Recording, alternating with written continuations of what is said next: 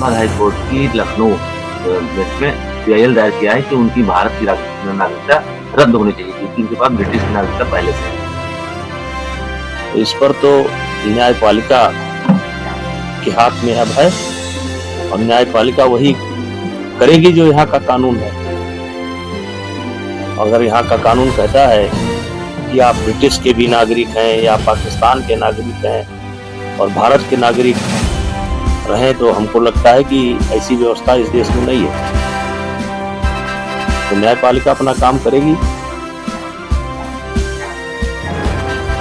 दूसरा सवाल है कि अब 5 तारीख को महाराष्ट्र में शपथ ग्रहण समारोह होना है। मुख्यमंत्री का चेहरा भी सामने नहीं आया है। क्या मुख्यमंत्री को लेकर या उसके चेहरे को लेकर रस्साकसी चल रही है आपस में? कोई किसी प्रकार की कोई रस्साकसी नहीं है, कोई विवाद नहीं है। और ऐसा तो है नहीं कि 2 दिन लेट हो जाने के बाद कोई दूसरी पार्टी का मुख्यमंत्री बन जाएगा। तो भारतीय जनता पार्टी और जो हमारे सहयोगी दल हैं उनसे बैठ करके बात हो रही होगी। अगर छोटे मोटे इश्यू होंगे भी तो निपट जाएंगे। तो उसको मुख्यमंत्री के लेकर के हम नहीं समझते हैं कि कोई विवाद है। मंत्रालय को लेकर विवाद चल रहा है, वो हो सकता है मंत्रालय का हो सकता है, केंद्रीय गृह मंत्रालय हो सकता है। देखिए ये हो सकता है, लेकिन भारतीय जनता पार्टी का नेतृत्व इतना सक्षम है कि ये विवाद निपटा लेगा। अरविंद केजरीवाल की पदयात्रा पर किसी व्यक्ति द्वारा कोई तरल पदार्थ फेंक दिया गया, वो खुद करवाता है।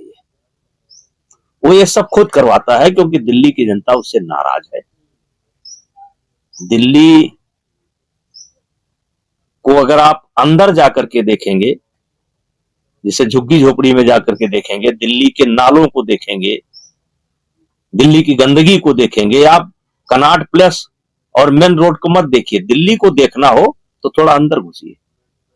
इसने दिल्ली को बर्बाद कर दिया, जमुना जी को बर्बाद कर दिया, ट्रैफिक व्यवस्था ध्वस्त कर दी। जैसे बंबई का धारावी हो सकता है, क्योंकि बंबई में देख नहीं रहा हूं, लेकिन मैं किसी कारण से मुझे 2-1 बार जाने का अवसर मिला। सीलम उल्लमपुर में जो नाला मैंने देखा, अब क्या बताएं, वो कल्पना नहीं कर सकते हैं उस नाले को। कैसे लोग रहते हैं वहां, उस नाले के बगल में कैसे लोग रहते हैं वहां। आप नया आदमी जाकर के 15 मिनट वहां खड़ा नहीं हो सकता है। ये दिल्ली की दुर्दशा। तो हमारा ये मानना है ये सब ड्रामा, तरल पदार्थ, चप्पल, जूता, सब जो है ये खुद करवाता है। लेकिन वो आदमी पकड़ा गया है और आतिशी ने साफ कहा कि वो भाजपा का गुंडा है। वो कह देता है कि भाजपा हमको जिंदा जलाना। देखिए, वो मैंने कहा कि सब उसी का ड्रामा है और ड्रामा वो करता रहता है और वो भाजपा के ऊपर लगाता रहता है। आतिशी भगवान थोड़े हैं कि वो बोल दी कि भाजपा का है तो मान लिया जाएगा। वो भगवान थोड़े हैं। कहने का तात्पर्य यह है कि